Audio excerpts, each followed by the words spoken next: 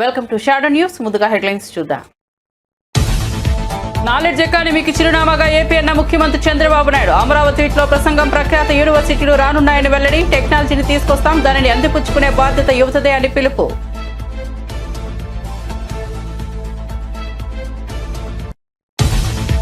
ఎలకతుర్తిలో కేసీఆర్ ప్రసంగంపై తీవ్రంగా స్పందించిన రేవంత్ రెడ్డి. కేసీఆర్ ప్రసంగం అక్కసుతో ఉందని, స్పష్టత లోపించిందని విమర్శ. ఖజానా ఖాళీ చేసి నిందలు వేస్తున్నారని కేసీఆర్ పై ఆరోపణ. రాహుల్ గాంధీతో తనకు గ్యాప్ లేదని స్పష్టం చేసిన రేవంత్. మావోయిస్టులతో చర్చలకు శాంతి కమిటీ ఏర్పాటుపై జానారెడ్డితో సీఎం భేటీ. చంద్రబాబు నియోజకవర్గంలో వైసీపీకి భారీ షాక్. కుప్పం మున్సిపాలిటీలో టీడీపీకి ఘన విజయం. చిరక్షణంలో 4 వైసీపీ కౌన్సిలర్లు టీడీపీకి మద్దతు. 15 ఓట్లతో చైర్మన్ గా టీడీపీ అభ్యర్థి సెల్వరాజు చైర్మన్ గా ఎన్నిక.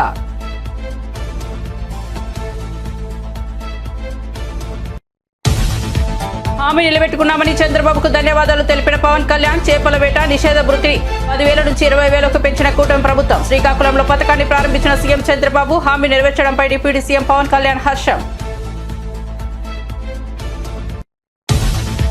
సరిహద్దుల్లో ఉద్రిక్తతల వేళ ప్రధానితో రక్షణ మంత్రి భేటీ. ప్రధాని నివాసానికి వెళ్లి మోదీని కలుసుకున్న రాజ్నాథ్ సింగ్. సుమారు 40 నిమిషాల పాటు చర్చలు. మధ్యాహ్నం పార్లమెంట్ స్టాండింగ్ కమిటీ సమావేశం.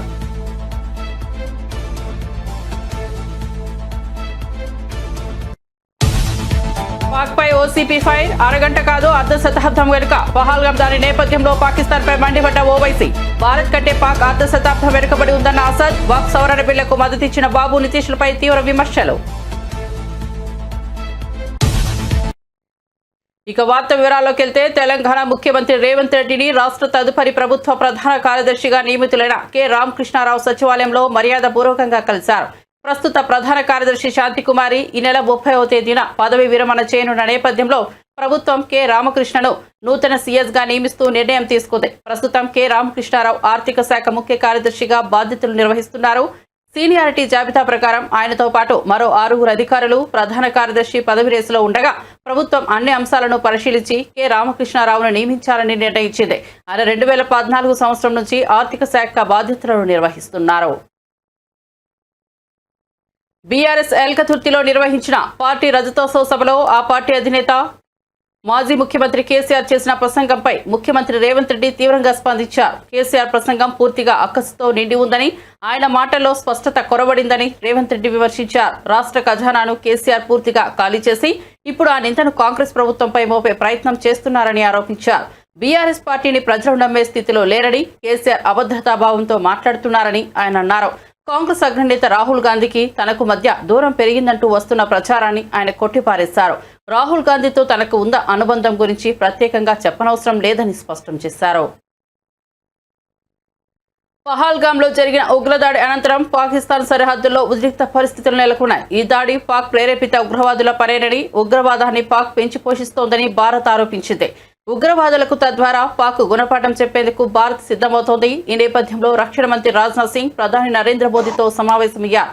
సోమవారం ఉదయం ప్రధాని నివాసానికి వెళ్లిన రాజ్నాథ్ పహల్గాంలో తాజా పరిస్థితిని, భద్రతా బలగాల సన్నద్ధతను ప్రధాని మోదీకి వివరించినట్లు సమాచారం. దాదాపు 40 నిమిషాల పాటు జరిగిన ఈ సమావేశంలో సైన్యం తీసుకున్న నిర్ణయాలను ఆయన మోదీకి తెలియజేశారు. అంతకుముందు chief of defence staff general Anil చౌహాన్తో రాజ్నాథ్ భేటీ అయ్యారు. పహల్గాం దాడి నేపథ్యంలో భారత్ చేపట్టాల్సిన చర్యలపై చర్చించారు. ఆ సమావేశంలో తీసుకున్న కీలక నిర్ణయాలను ప్రధానికి రాజ్నాథ్ సింగ్ వివరించారు. ప్రధాని మోదీ భేటీలో జాతీయ భద్రతా సలహాదారు అజిత్ దోవల్ కూడా పాల్గొన్నారు. ఆంధ్రప్రదేశ్లోని మత్స్యకారులకు రాష్ట్ర ప్రభుత్వం శుభవార్త అందించింది. సముద్రంలో చేపల వేట నిషేధ సమయంలో మత్స్యకారులకు అందించే ఆర్థిక వృత్తిని రెట్టింపు చేస్తున్నట్లు ప్రకటించింది. ఈ నిర్ణయం పట్ల రాష్ట్ర ఉప ముఖ్యమంత్రి పవన్ కళ్యాణ్ హర్షం వ్యక్తం చేశారు. ఎన్నికల సమయంలో ఇచ్చిన హామీలు నిలబెట్టుకున్నామని ఆయన పేర్కొన్నారు. ఇటీవల శ్రీకాకుళం జిల్లా పర్యటనలో ముఖ్యమంత్రి చంద్రబాబు ఈ పథకాన్ని లాంఛనంగా ప్రారంభించారు. గతంలో వేట నిషేధ సమయంలో మత్స్యకారులకు 10,000 వృత్తిగా అందేది. తాజాగా కూటమి ప్రభుత్వం తీసుకున్న నిర్ణయంతో ఈ మొత్తాన్ని 20,000కు పెంచినట్లు పవన్ ఒక ప్రకటనలో తెలిపారు. ఎన్నికల హామీని కార్యరూపం దాల్చేలా చేసిన ముఖ్యమంత్రి చంద్రబాబుకు ఆయన కృతజ్ఞతలు తెలియజేశారు. పాకిస్తాన్పై ఎంఐఎం అధినేత హైదరాబాద్ ఎంపీ అసదుద్దీన్ ఓవైసీ మరోసారి తీవ్రస్థాయిలో ధ్వజమెత్తారు. భారత్ కంటే పాకిస్తాన్ అరగంట కాదు, ఏకంగా అర్ధ శతాబ్దం వెనుకబడి ఉందని ఎద్దేవా చేశారు.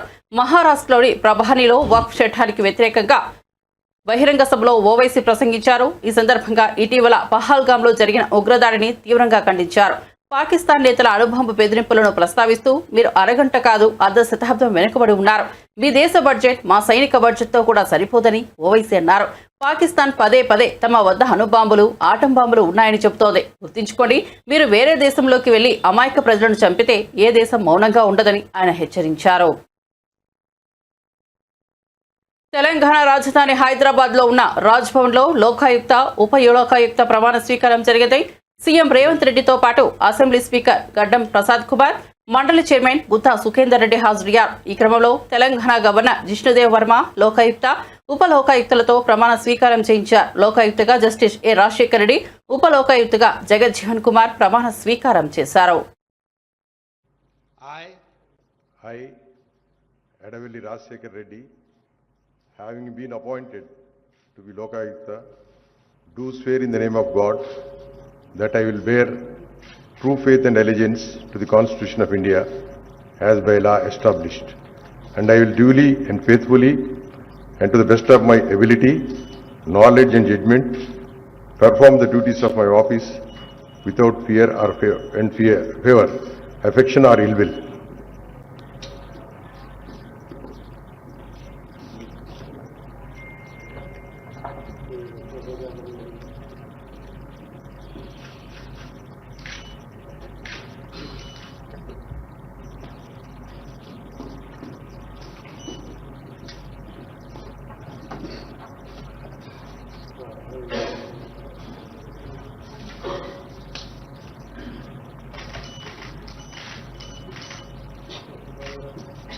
Kumar as Upalokayukta. By virtue of the powers vested in me by subsection 1 of section 3 and subsection 1 of section 5 of the Telangana Lokayukta and Upalokayukta Act 1983, I, Jishnudev Verma, Governor of Telangana, hereby appoint Sri B.S. Jagajjeevan Kumar, former district and session judge, to be Upalokayukta of the Telangana with effect from the date of his assumption of office, given at Raj Bhavan, Hyderabad, this 6th day of April in the year 2025, in the 76th year of Republic of India, signed Governor of Telangana.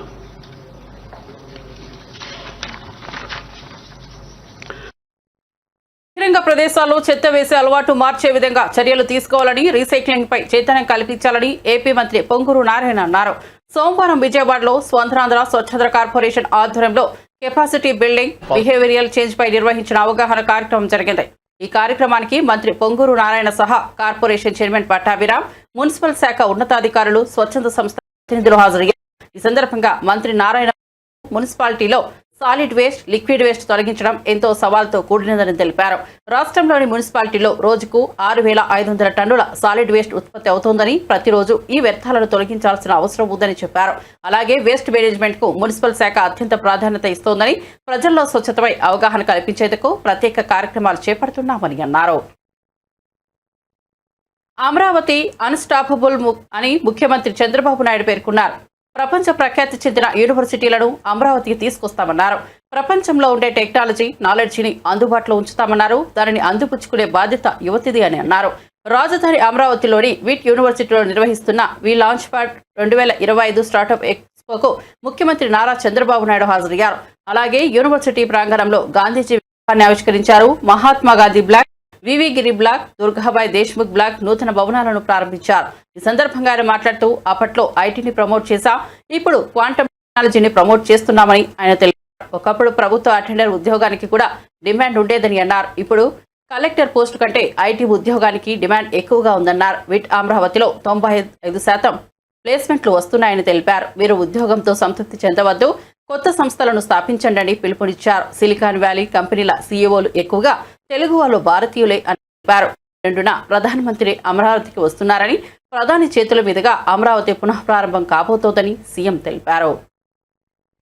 విశాఖపట్నంలోనే ఉండాలి అనే కోరిక ఉంది. ఇక్కడ దానికి అనేక కారణాలు ఉన్నాయి. ఒక వండర్ఫుల్ ప్లేస్, పీస్ఫుల్ ప్లేస్, అన్ని విధాలు కూడా బాగుండే నగరం విశాఖపట్నం. నేను అందుకే ఈ నగరాన్ని ఎప్పుడు కూడా ఒక ఫైనాన్షియల్ క్యాపిటల్గా తయారు చేయాలని మొదటి నుంచి ఆలోచిస్తూ వచ్చినాం. ఇటీవల కాలంలో మీరు చూస్తే చాలా డెవలప్మెంట్ వస్తూ ఉంది. రాబోయే 2-3 సంవత్సరాల్లో మీరు చూస్తే ఒక 5 సంవత్సరాల్లో మీరు ఊహించని మార్పు వస్తుంది. ఎందుకంటే ఇంటర్నేషనల్ ఎయిర్పోర్ట్ వస్తుంది, మెట్రో వస్తుంది. ఇక్కడనే దేశంలోనే ఎక్కువ స్టీల్ తయారు చేసే విశాఖపట్నం స్టీల్ ప్లాంట్, రెండేది ఆర్సీఆర్ మిత్తల్ స్టీల్ ప్లాంట్స్ వస్తున్నాయి. ఇంకొక పక్కన టీసీఎస్ కానీ అదే మరి కాగ్నిజెంట్ ఇలాంటి ఐటీ కంపెనీస్ వస్తున్నాయి. తర్వాత రాబోయే రోజుల్లో గూగుల్ వస్తే నాలెడ్జ్ ఎకానమీ కూడా చిరునామాగా దేశంలోనే విశాఖపట్నం తయారయ్యే పరిస్థితి వస్తుంది. వాళ్ళు ఇక్కడ డేటా సెంటర్ పెట్టి ప్రపంచంలో ఉండే డేటాస్ అంతా కూడా ఇక్కడ తీసుకొచ్చి అనలిటిక్స్ చేసి ఆర్టిఫిషియల్ ఇంటెలిజెన్స్ ఉపయోగించి సొల్యూషన్స్ ఇక్కడి నుంచి పంపించే పరిస్థితికి వస్తున్నారు. ఈరోజు మనందరం ఇక్కడ స్టూడెంట్స్ అంతా ఉన్నారు, ఫ్యాకల్టీ మెంబర్స్ ఉన్నారు. మనం అందరం కూడా wonderful time, very inspiring time. ఎప్పుడూ ఊహించినటువంటి సమయంలో మనందరం ఉండడం మన అదృష్టం. నేను ఎందుకంటున్నానంటే ఈరోజు మీరు చూస్తే wealth creation, India is moving very fast. Narendra Modi గారు 2047 వికసిత్ భారత్ అనౌన్స్ చేశారు. ఈరోజు ఇండియా 5వ అతిపెద్ద ఆర్థిక వ్యవస్థ. ఇంకొక 2 ఏళ్లలో 3వ అతిపెద్ద ఆర్థిక వ్యవస్థగా తయారవుతాం. 2028 నుంచి హైయెస్ట్ గ్రోత్ ఉండే ఏకైక దేశం భారతదేశం ఉంటుంది. ఆ తర్వాత 2047కి నెంబర్ 1 ఉండాలన్నా నెంబర్ 2 ఉండాలన్నా అది మన చేతుల్లో ఉంది. కష్టపడితే నెంబర్ 1 అవుతాం, లేకపోతే 2లో ఉంటాం, లేకపోతే బై డిఫాల్ట్ ఎటు 3వ ప్లేస్కి వస్తాం. కాబట్టి 3వ ప్లేస్ కంటిన్యూ అవుతుంది. ఇక్కడుండే యంగ్స్టర్స్ మీరు గుర్తుపెట్టుకోవాల్సిన అవసరం ఉంది. ఈరోజు సమాజంలో పెను మార్పులు వస్తున్నాయి. ఒకప్పుడు హార్డ్ వర్క్ చేసేవాళ్ళు, హార్డ్ వర్క్ ఎక్కువ చేసేవాళ్ళు ఎవరంటే దానికి చిరునామా డాక్టర్స్. ఎందుకంటే ఎక్కువ కష్టాలు మీకే ఉంటాయి, ఎక్కువ సమయం ఏపీ ముఖ్యమంత్రి నారా చంద్రబాబు నాయుడు ప్రాతినిధ్యం వహిస్తున్న కుప్పం నియోజకవర్గంలో తెలుగుదేశం పార్టీకి కీలక విజయం దక్కింది. కుప్పం మున్సిపాలిటీ చైర్మన్ స్థానాన్ని టీడీపీ అనూహ్యంగా కైవసం చేసుకుంది. ఎన్నికల ప్రక్రియ చివరి నిమిషంలో చోటు చేసుకున్న నాటకీయ పరిణామాల నేపథ్యంలో వైసీపీకి చెందిన 4 కౌన్సిలర్లు టీడీపీకి మద్దతు పలకడం ఈ విజయానికి కారణమైంది. కుప్పం మున్సిపల్ చైర్మన్ ఎన్నిక సందర్భంగా కుప్పంలో తీవ్ర ఉత్కంఠ నెలకొంది. అయితే ఓటింగ్ ప్రక్రియకు ముందు వైసీపీకి చెందిన 4 కౌన్సిలర్లు టీడీపీ శిబిరానికి చేరుకోవడం రాజకీయ సమీకరణాలను పూర్తిగా మార్చేసింది. దీంతో టీడీపీ బలం ఒక్కసారిగా పెరిగింది. మొత్తం 14 మంది టీడీపీ కౌన్సిలర్ల మద్దతుకు ఎమ్మెల్సీ ఓటు కూడా తోడవడంతో టీడీపీ బలపరిచిన అభ్యర్థికి అనుకూలంగా 15 ఓట్లు నమోదయ్యాయి. వైసీపీ నుంచి కేవలం 8 మంది కౌన్సిలర్లు మాత్రమే ఎన్నికకు హాజరయ్యారు. 100 సంవత్సరస్తుగా ఆయనకి తెలుగుదేశం పార్టీ తరఫున శుభాకాంక్షలు తెలియజేస్తున్నాం. అలాగే సహకరించినటువంటి కౌన్సిలర్ మిత్రులందరికీ కూడా పేరు పేరున హృదయపూర్వక నమస్కారాలు, ధన్యవాదాలు తెలియజేస్తా ఉన్నాం. ఈరోజు చంద్రబాబు నాయుడు గారు కుప్పం నియోజకవర్గాల్లో చేస్తున్నటువంటి అభివృద్ధి రమారమి 1200 కోట్ల రూపాయలతోటి అమరావతికి ఏ కంపెనీ అయితే డిజైన్ ఇచ్చి డీటెయిల్డ్ ప్రాజెక్ట్ రిపోర్ట్ తయారు చేశారో ఆ కంపెనీ తోటి కుప్పం మున్సిపాలిటీకి డిపిఆర్ తయారు చేయించి రాబోయేటటువంటి 100 సంవత్సరాల అవసరాలు తీర్చే విధంగా కుప్పం మున్సిపాలిటీని ఆంధ్రప్రదేశ్ రాష్ట్రంలోనే కాదు భారతదేశంలోనే అత్యంత అద్భుతమైన మోడల్ మున్సిపాలిటీ కింద తీర్చిదిద్దడానికి చంద్రబాబు నాయుడు గారు కంకణ బద్ధుడై ఉన్నారు. చంద్రబాబు సార్కి ఆయనకి పాదాభివందనలు చేస్తూ తిరిగి లోకేష్ గారికి పాదాభివందనలు చేసుకుని ఇప్పుడు అందరినీ నేను మనస్ఫూర్తిగా కలుపుకొని ఈ మున్సిపాలిటీ అభివృద్ధికి ఎంతో నా శక్తి సామర్థ్యంతో పనిచేసి అందరినీ కలుపుకొని నేను సార్కి మంచి భవిష్యత్తుగా నేను రుణపడి నా ప్రాణం ఉండే వరకు నేను ఆయనకి రుణపడి ఉంటాను. మంచిది టీడీపీ నాయకులతో కలిసి అందరికీ మంచిది చేస్తాను. Suresh sir, doctor sir, MLC గారు అన్నగారు, సురేష్ అన్నగారు, పిఎస్ మునరత్నం గారు అన్నగారు, అందరికీ నా ధన్యవాదాలు. మా కౌన్సిలర్లకి అందరికీ ధన్యవాదాలు. నేను నాకు గెలిపించిన కౌన్సిలర్లకు అందరికీ ధన్యవాదాలు. ఈ దాము సోము నాకు ఎంతో రుణపడి నాకు కూడా మంచి చేసినారు. అందువల్ల వాళ్ళకి కూడా ధన్యవాదాలు తెలుపుతూ కేంద్ర ప్రభుత్వ సంస్థలకు ఎకరాకు 4 కోట్ల చొప్పున భూములు ఇచ్చిన చంద్రబాబు ఇప్పుడు ఊరు పేరు లేని ప్రైవేట్ కంపెనీకి 1000 కోట్ల విలువైన భూములు ఎకరా 50 లక్షలకు కేటాయించారని వైఎస్ఆర్సీపీ ప్రతినిధి మార్గాని భరత్ విమర్శించారు. ఉర్సా కంపెనీ ప్రమోటర్లు నారా లోకేష్ కు సన్నిహితులని ఆరోపించారు. ప్రభుత్వ సంస్థలకు మించిన రేటు ప్రైవేట్ సంస్థకు ఇవ్వడం చంద్రబాబు బినామీల కుట్ర అని అభిప్రాయపడ్డారు. ఉర్సా వ్యవహారంపై ప్రభుత్వం స్పష్టత ఇవ్వాలని డిమాండ్ చేశారు. రాష్ట్ర ప్రజల ఆస్తులను దోచుకుంటున్న కుట్రను ప్రజలు గమనించాలని కోరారు. సంస్థలు మరి ఇవన్నిటికి కేంద్ర ప్రభుత్వ సంస్థలైన ఎల్ఐసి గాని లేకపోతే ఆర్బీఐ గాని ఎస్బీఐ గాని విజయ బ్యాంక్ గాని కెనరా బ్యాంక్ గాని హట్కో గాని గెయిల్ గాని యూనియన్ బ్యాంక్ గాని లేకపోతే ఇండియా బ్యాంక్ గాని స్టేట్ బ్యాంక్ ఆఫ్ ఇండియా గాని లేకపోతే ఆయిల్ కార్పొరేషన్ సంబంధించిన ప్రభుత్వ సంస్థలు మరి ఇవన్నిటికి మీరు అక్కడ విశాఖపట్నంలో గాని ఆంధ్ర రాష్ట్రంలో గాని లేకపోతే మీరు అమరావతి ప్రాంతంలో గాని మీరు ఎకరా సుమారుగా 4 కోట్ల రూపాయలు చొప్పున రేట్ ఖరారు చేస్తే ఊరు పేరు లేని ఈ ఒక ప్రైవేట్ సంస్థ ఓర్సా అంట, ఆ ప్రైవేట్ సంస్థ గురించి కూడా మాట్లాడదాం. ఆ ఓర్సాకి 1000 కోట్ల రూపాయలు విలువ చేసేది మీరు ఎకరం 50 లక్షల రూపాయలకి ఏ బేసిస్లో ఇస్తారని అడుగుతున్నా. ఇక్కడ కేంద్ర ప్రభుత్వ సంస్థలైన వీటికి మీరు ఎకరం 4 కోట్ల రూపాయలు చొప్పున కేటాయిస్తే ఊరు పేరు లేని ఈ యొక్క ప్రైవేట్ కంపెనీలకి ఏ రకంగా దారాదత్తం చేస్తారు? ఇది మీ బినామీలకు ఇచ్చినట్టు కాదా? అసలు దీని చరిత్రలోకి వెళ్తే ఒక్కసారి ఇంకా ఇది కాకుండా చివరికి దేశ రక్షణ వ్యవహారాల్లో అత్యంత కీలకమైన ఇండియన్ ఆర్మీకి సైతము మీరు ఎకరం 1 కోటి రూపాయలకి కేటాయించిన సంగతి మర్చిపోబక్కండి.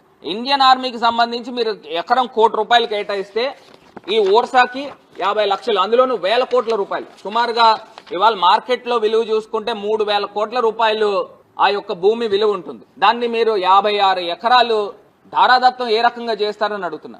ఇది కాకుండా ఐటీ పార్క్ లో 3.5 ఎకరాల స్థలాన్ని ఎకరం 1 కోటి రూపాయల చిల్లరకి ఏ రకంగా ఇస్తారండి? ఇప్పుడు నేను ఒక ఐటీ కంపెనీ పెడతాను, నాకు ఇస్తారా? నేను ఐటీ కంపెనీ, నాకు చాలా మంది ఫ్రెండ్స్ ఉన్నారు, ఇస్తారా?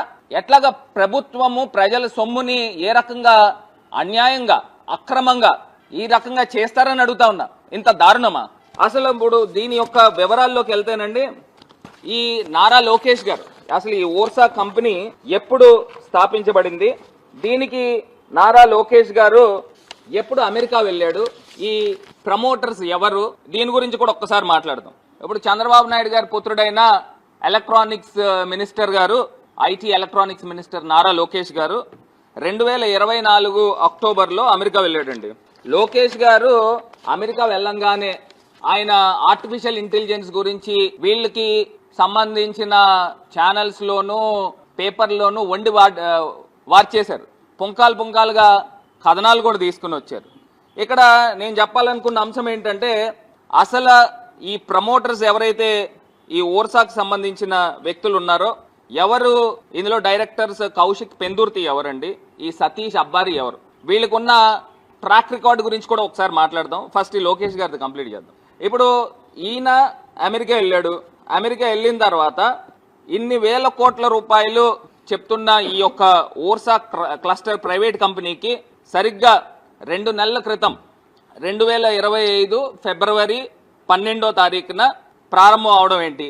ఇందులో ఏదైతే ఈ యొక్క డైరెక్టర్లు ఉన్నారో, ఈ డైరెక్టర్లు 2024 సెప్టెంబర్ 27 సెప్టెంబర్ 2024న ఇది రిజిస్టర్ అయింది. వరంగల్లో జరిగిన బీఆర్ సదస్సు సభ కోసం భూములు ఇచ్చిన రైతులకు ప్రత్యేకంగా కృతజ్ఞతలు తెలుపుతున్నట్లు ఎమ్మెల్సీ పోచంపల్లి శ్రీనివాసరెడ్డి ప్రకటించారు. సభకు వచ్చే ప్రజల సౌలభ్యం కోసం చదును చేసిన పొలాలను గట్లను తిరిగి బాగు చేస్తామని హామీ ఇచ్చారు. రైతుల సహకారంతో సభ విజయవంతమైందని ప్రశంసించారు. రైతుల అభివృద్ధికి ప్రభుత్వం కట్టుబడి ఉన్నట్లు తెలిపారు. భవిష్యత్తులో కూడా రైతుల సమస్యల పరిష్కారానికి అన్ని చర్యలు తీసుకుంటామని స్పష్టం చేశారు. రైతుల సహకారం తెలంగాణ ఉద్యమానికి గర్వకారణమని పోచంపల్లి శ్రీనివాసరెడ్డి పేర్కొన్నారు. టీఆర్ఎస్ పార్టీ రజతోత్సవ సభ వరంగల్లో పెట్టాలని కేసీఆర్ గారు నిర్ణయించిన నుంచి సార్ యొక్క ప్రతి సూచన మేరకి ఇక్కడ ఎన్ని ఎకరాల్లో చేయాలి, ఎట్ల విధంగా చేయాలని కేసీఆర్ ప్రతి ఆలోచన, ఎలకతుర్తిలో 1100 ఎకరాల్లో పార్కింగ్, 160 ఎకరాల్లో గ్రౌండ్ కేసీఆర్ ప్రతి సూచన మేరకి కేసీఆర్ సార్ చేసిన ప్రతి సూచన మేరకి ఏర్పాట్లు చేయడం జరిగింది. అక్కడ అన్ని ఏ ఒక్కటి కూడా తక్కువ కాకుండా లక్షలాది మందిగా వచ్చి ప్రజల కోసం అన్ని కూడా ఆ రోజు 30 రోజుల నుంచి సార్ చెప్పిన ప్రతి ఒక్కటి కూడా సూచన తప్పకుండా ఏర్పాటు చేయడం జరిగింది. అక్కడ రైతులు ఒక్క మాట మీదకెళ్ళి కేసీఆర్ కోసం సభ కోసం అనుడితోటే ఇన్ని వందల ఎకరాలు ఇచ్చిన ఆ రైతులందరూ కూడా నిజంగా ధన్యవాదాలు. అదేవిధంగా అక్కడ సహకరించినటువంటి రైతులు అక్కడ పొలాలు వేసినాం కాబట్టి ప్రజలందరూ కూడా నడుచుకుంటూ వచ్చారు కాబట్టి కొన్ని గిట్లు పోవడం కానీ ఇంకా వేరే విధంగా కానీ అక్కడ నడవడానికి కాలువలు కానీ ఏమైనా ఇబ్బంది అయితే ఖచ్చితంగా అవన్నీ కూడా రీస్టోర్ చేసే బాధ్యత మా ముగ్గురిది. ఖచ్చితంగా మేము సతీష్ బాబు నలుగురిది. మేము ఖచ్చితంగా వాటిని ఏదైతే అక్కడ ఇబ్బంది జరిగిందో వాటిని నార్మల్ గా తీసుకొచ్చేంత వరకు మా సభ అయిపోయింది, సక్సెస్ అయింది, మా పని అయిపోయిందని మేము అనుకుని అది లేదు. ఖచ్చితంగా అక్కడ మళ్ళీ పాత పొలాలు ఎలా ఏ విధంగా ఉండేనో ప్రతి పొలం గెట్టు మొత్తం మళ్ళీ నార్మల్ అయ్యేదాకా మళ్ళీ మాదే బాధ్యత. మేము ఖచ్చితంగా అవి చేస్తాం. మీరు సహకరించిన రైతులందరూ కూడా ధన్యవాదాలు, పేరు పేరున ధన్యవాదాలు చెప్తున్నాం. ఇబ్బంది జరిగింది, వాటిని అన్నిటిని కూడా రీస్టోర్ చేసే బాధ్యత మా మీద ఉంది. ఖచ్చితంగా అవి చేస్తామని ఈ సందర్భంగా తెలియజేస్తున్నాం. బీఆర్ఎస్ రజతోత్సవ సభలో పోలీసులు పూర్తిగా అధికార పార్టీ చెప్పు చేతుల్లోనే పనిచేశారని మాజీ ఎమ్మెల్యే పెద్ది సుదర్శన్ రెడ్డి ఆరోపించారు. సభకు కేవలం 4 పోలీసులు మాత్రమే అందుబాటులో ఉన్నారని, లక్షలాది మంది ప్రజల బలను గాలికి వదిలేశారని ధ్వజమెత్తారు. వేల మంది పోలీసులను మంజూరు చేశామని కాగితం మీద ప్రకటించినా మైదానంలో పట్టుమని 10 మందిని కూడా చూడలేదన్నారు. ప్రజల సభకు రాకుండా రేవంత్ అండ్కో చేసిన ప్రయత్నాలు విఫలమయ్యాయని, కేసీఆర్ సైనికులు ముందు జాగ్రత్త చర్యలు తీసుకున్నందువల్ల సభ గ్రాండ్ సక్సెస్ అయిందని పేర్కొన్నారు. ప్రజలే స్వచ్ఛందంగా వచ్చారని అభిప్రాయపడ్డారు. చరిత్రాత్మకమైనటువంటి ఈ సభలకు వేదికైనటువంటి ఓరుగల్లు ఖ్యాతిని రాష్ట్ర వ్యాప్తంగా దేశవ్యాప్తంగా కీర్తి ప్రతిష్టలు మరొకసారి మరి రావడానికి ప్రయత్నించినటువంటి అందరూ కూడా మరొకసారి సహకరించినటువంటి అందరూ కూడా నేను మరొకసారి విజ్ఞప్తి చేస్తున్నాను. వారికి కృతజ్ఞతలు కూడా తెలియజేస్తా ఉన్నాను. ఒక మాట చెప్పాలంటే నిన్న పోలీసులు అయితే పూర్తిగా దిగజారుడు వ్యవస్థ, మొత్తం అధికార పార్టీ చెప్పుచేతులనే పోలీసు వ్యవస్థ పనిచేసింది. ఎక్కడ కూడా లేరు. 2000 మంది పోలీస్ సెక్యూరిటీ ఇస్తామని చెప్పిండ్రు. నిన్న మీరే ప్రెస్ మిత్రుల సాక్షులు. 2000 మంది పోలీసులు ఎక్కడున్నారో ఒకసారి ఆలోచన చేయాలి. కాగితం మీద చూపెట్టింది తప్ప ఎక్కడ కూడా 2000 మంది పోలీసులు కాదు కదా. ఎక్కడ కూడా పట్టుమని 10 మంది కూడా ఎక్కడ కూడా అవుపడలేదు. నిన్న 5 గంటలకే వరంగల్ రోడ్ ప్రెజర్ ఉంటుందని చెప్పి మేము చాలాసార్లు చెప్పినాం, వ్రాతపూర్వకంగా ఇచ్చినాం. వరంగల్ రోడ్ ప్రెజర్ ఎక్కువ ఉంటుంది. అరెస్ట్ వరంగల్ జిల్లాతో పాటు హైదరాబాద్, రంగారెడ్డి, మహబూబ్ నగర్, ఖమ్మం, నల్గొండ ప్రెజర్ ఎక్కువ ఉంటుంది. ఇక్కడ జాగ్రత్తలు తీసుకోవాలని చెప్తే నిన్న 5 గంటలకే హసన్పత్తి, ఎల్లాపూర్ దగ్గర చేతులు ఎత్తేసిన పోలీసు మొత్తం కూడా. అసలు వరంగల్ పార్కింగ్ సంబంధించినటువంటి అక్కడ నిన్న 5 గంటలకు పెద్దలు ఎమ్మెల్సీ శ్రీనివాసరెడ్డి గారు మేమే ట్రాఫిక్ డ్యూటీ చేసే పరిస్థితి వచ్చింది. లాఠీ పట్టుకొని కట్టె పట్టుకొని. ఆ స్థితి ఎందుకు వచ్చిందో పోలీస్ అధికారులు చెప్పాల్సిన బాధ్యత మీ మీద ఉన్నది. ఇలా నౌకరీ అధికార పార్టీ కోసం నౌకరీ కాదు మీది. ఇదే ప్రభుత్వం మళ్ళీ ఉంటుందని చెప్పి అనుకోవద్దు. రేపు వచ్చే ప్రభుత్వం బరాబరి బీఆర్ఎస్ ప్రభుత్వం వస్తుంది. ఖచ్చితంగా ఇలాంటి మరి చిల్లర వ్యవహారాలు చేయవద్దని చెప్పి కూడా పోలీసు అధికారులు మరొకసారి హెచ్చరించడం జరుగుతా ఉన్నది. ఎందుకంటే నిన్న 5 గంటలకు వరంగల్ రోడ్ ట్రాఫిక్ క్లియరెన్స్ లో ఏ ఒక్క పోలీస్ అధికారి అందుబాటులో లేరు. ఎమ్మెల్సీ గారు నేను ఎన్నిసార్లు ఫోన్లో ప్రయత్నం చేసినా ఏ ఒక్కరు కూడా ఫోన్ ఎత్తలేదు, మాకు రెస్పాన్స్ ఇవ్వలేదు. మేము నిర్వాహకులమే. మేము మా ఫోన్ ఎత్తినటువంటి అధికారులు మీరు డ్యూటీ ఎక్కడ చేసిరని చెప్పి అడగదలుచుకున్నాం. ఎన్నిసార్లు ప్రయత్నం చేసినాం, సెట్ల మాట్లాడని చెప్పినాం. స్థానికంగా అప్పటి పోలీస్ దగ్గర అక్కడక్కడ సెట్ ఉంటే సెట్ల మీ ఆఫీసుతో మాట్లాడినా బాబు మేమే నిర్వాహకులం కదా, మీరు అనవసరంగా బారికేడ్లు అడ్డం పెడుతున్నారు. లక్షలాది మంది ప్రజలు వచ్చేటువంటి రోడ్లకు బారికేడ్లు పెట్టిన ఎక్కడిది, ఇది బుద్ధిలేని వ్యవహారం అని చెప్పి కూడా నిన్న ఎంత చేసినా.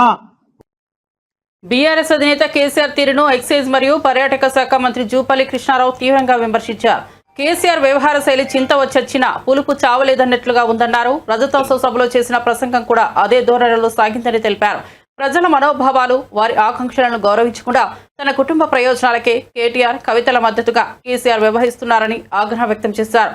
కొత్త తెలంగాణను నిర్మించేందుకు ప్రజలు కాంగ్రెస్ పార్టీకి మద్దతు తెలిపారని, ఇప్పటికైనా కేసీఆర్ తన తీరును మార్చుకోవాలని సూచించారు. ఆనాడు 64,000 కోట్ల రూపాయలు ఉంటే 21 మంది ముఖ్యమంత్రి పరిపాలన చేస్తే 64 సంవత్సరాలు ఎన్నో ప్రాజెక్టులు కట్టింది. నాగార్జున సాగర్ అనే శ్రీశైలం చాలా కట్టింది. అయినా కూడా 64 సంవత్సరాల్లో 21 మంది ముఖ్యమంత్రి పరిపాలిస్తే కేవలం 64,000 కోట్ల అప్పు ఉంటే, మీరు 10 సంవత్సరాలు ఒక్క ముఖ్యమంత్రి ఇలా 8 లక్షల కోట్ల అప్పు చేసింది నిజమా అబద్ధమా? మరి అబద్ధమైతే ఇలా ఈ ప్రభుత్వం రేవంత్ రెడ్డి గారి నాయకత్వాన నెలకు 6,000 కోట్ల రూపాయల పైచిలకు ఎందుకు కంతులు వడ్డీ అసలు కట్టాల్సి వస్తూ ఉంది? గత కాంగ్రెస్ 2000 కేసీఆర్ ముఖ్యమంత్రి కాకముందుకు 2 జూన్ 2014 నాడు సంవత్సరానికి 6,000 కట్టేది. ఇలా నెలకు 6,000 కట్టాల్సి వస్తూ ఉంది. ఇది వాస్తవం కాదా కేసీఆర్ గారు? నిజంగా మీకు అంత నిజాయితీ ఉంటే మరి అన్నీ మీరు వాస్తవాలు మాట్లాడి మీరు ఈ వాస్తవం ఎందుకు మాట్లాడలే? ఇది అబద్ధమా? రెండవది, మరి ఇన్ని ధనిక రాష్ట్రాన్ని మీకు అప్పచెప్పినా కూడా, మిగులు బడ్జెట్ అప్పచెప్పినా కూడా, ఇన్ని లక్షల కోట్లు అప్పు చేసినా కూడా ఇలా కాంగ్రెస్ పార్టీ ఏదో చేయలేదు, చెప్పింది చేస్తలేదు, ఇది చేస్తలేదు చెప్పి మీరు మాట్లాడుతున్నారు. మరి ఇంత ధనిక రాష్ట్రమైనా ఇన్ని అప్పులు చేసినా కూడా మీరు చెప్పినటువంటి 10 సంవత్సరాల కింద ఏం మాట్లాడినరు? దళితులకు 3 ఎకరాల భూమి కొనిస్తా అన్నారు. నిరుద్యోగ యువకులు 3,000 రూపాయలు నిరుద్యోగ వృత్తిస్తా అన్నారు. డబుల్ బెడ్రూమ్ ఇల్లు ఎక్కడన్నారు? కట్టిస్తామన్నారు. అల్లుడు ఎక్కడ వస్తే బిడ్డ ఎక్కడ వస్తే రకరకాలు మాట్లాడు. అల్లుడు వస్తే ఎడ పడుకోవాలి, బిడ్డ ఎడ, మేకాడ, గొర్రె అని మాట్లాడింది. మరి ఇంత అయిన తర్వాత కూడా 10 సంవత్సరాలు ఎక్కడ మీరు కట్టిందా? రాష్ట్రంలో మా మిత్రులు చెప్పినట్టుగా కేవలం 89,000 కట్టింది. అవి కూడా ఎక్కడ కట్టిండ్రు? ఎవరు కట్టిండ్రు? కేవలం మంత్రులు. అంటే కేసీఆర్ గారి ఇలాకాలో, కొడుకు సిరిసిల్ల ఇలాకాలో, అల్లుడు హరీష్ రావు గారి నియోజకవర్గంలో అట్లా 5-6 ప్రాంతాలు 7 ప్రాంతాలు మాత్రమే, అది కూడా ఇరిగేషన్ కాంట్రాక్టులు 1,000 కోట్ల కాంట్రాక్టులకు ఇస్తే వాళ్ళు కట్టించే కార్యక్రమం చేయడం జరిగింది. అంటే మరి మిగతా వాళ్ళు ప్రజలు కాదా? మరి మీరు కట్టలేకపోయినరు? ఎందుకు చేయలేకపోయినరు? ఈనాడు కాంగ్రెస్ ప్రభుత్వం చెప్పింది అంటే మీరు ప్రారంభం చేసిన 10 సంవత్సరాల నుంచి మీరు చేసిన ఏ ఒక్క స్కీమును కూడా ఈ ప్రభుత్వం ఏదైనా తిన్నింటి వాసాలు లెక్క పెట్టడం కేసీఆర్ కు వెన్నతో పెట్టిన విద్య అని పిసిసి చీఫ్ మహేష్ కుమార్ గౌడ్ విమర్శించారు. గాంధీ భవన్ లో మీడియాతో మాట్లాడిన ఆయన నిన్నటి బీఆర్ఎస్ రజతోత్సవ సభ అటర్ ఫ్లాప్ అయిందన్నారు. తెలంగాణకు first and last villain KCR అని విమర్శలు చేశారు. కాంగ్రెస్ భిక్షతో కేసీఆర్ ముఖ్యమంత్రి అయ్యారని, ఇప్పుడు కాంగ్రెస్ ప్రభుత్వ అభివృద్ధిని చూసి కేసీఆర్ కి గుండెల్లో గుబులు మొదలైందన్నారు. 420 హామీలంటూ విమర్శిస్తున్న కేసీఆర్ మీ 10 ఏళ్ల బీఆర్ఎస్ పాలన, 15 నెలల కాంగ్రెస్ ప్రభుత్వ పాలనపై చర్చకు సిద్ధమా అని సవాలు విసిరారు. మాట్లాడిన తీరుని, ఆయన బీజేపీ పార్టీని వెనుకొచ్చిన తీరుని, వెనకేసి వచ్చిన తీరుని తీవ్రంగా విమర్శిస్తూ ఉన్నాం, ఖండిస్తూ ఉన్నాం. నిన్న వరంగల్లో జరిగిన మీటింగ్ విస్కీ బాటిళ్ల మీటింగ్. అది నాకెవరో మిత్రులు చెప్తా ఉన్నారు, పొద్దున్న లేస్తే జనానికన్నా ఎక్కువ విస్కీ బాటిల్లే ఉన్నాయి అక్కడ అని. మహిళలు కనబడలే నిన్న మీటింగ్లో. కారణం విస్కీ బ్రాందీకి వాళ్ళు లోకలే కాబట్టి మహిళలు ఎవరు రాకుండానే మీటింగ్ జరుపుతున్నటువంటి సందర్భం. నేను మీ ద్వారా కేసీఆర్ గారికి, బీఆర్ఎస్ పార్టీకి ఛాలెంజ్ విసురుతా ఉన్నాను. సమయం మీదే, వేదిక మీదే. మీరు ఎప్పుడంటే అప్పుడు చర్చకు సిద్ధం. మీరు 10 సంవత్సరాలుగా తెలంగాణ రాష్ట్రానికి ముఖ్యమంత్రిగా చేసిందేమిటి, మేము 15 మాసాలుగా మా ముఖ్యమంత్రి రేవంత్ రెడ్డి గారు తెలంగాణకు చేసిందేమిటో చర్చించుకుందాం. వేదిక మీరే నిర్ణయించండి. ఫామ్ హౌస్కి వెళ్ళి బయటకు వచ్చి ఎప్పుడంటే అప్పుడు వేదిక మేము వస్తాం, మీరు రండి, చర్చించుకుందాం. దిగిపోయిన తర్వాత కూడా అబద్ధాలతో ప్రజల్ని మభ్యపెట్టే ప్రయత్నం ఏదో చేస్తూ ఉండ కేసీఆర్, ఇది మంచిది కాదు. దేశ చరిత్రలో ఒక రాజకీయ కుటుంబం అత్యంత తక్కువ సమయంలో అత్యంత ఎక్కువ ప్రజాధనాన్ని దోచుకున్న కుటుంబం ఈ దేశంలో ఏదైనా ఉంది అంటే అది కేసీఆర్ కుటుంబము. మరిన్ని అప్డేట్స్ కోసం చూస్తూనే ఉండండి షాడో న్యూస్.